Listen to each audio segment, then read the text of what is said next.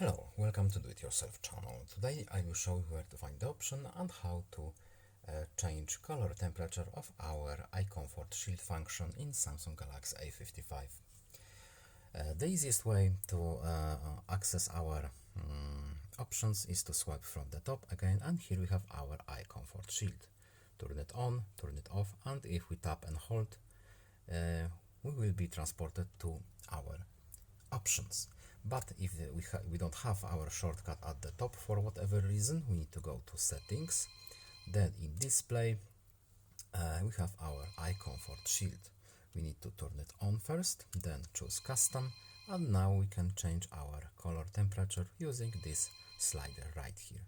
No need to save this function, we simply can back out from this menu, and now we have our color temperature changed. So that's all. I hope this video was helpful to you. Please leave a like and subscribe. Have a good day and see you in the next video. Bye.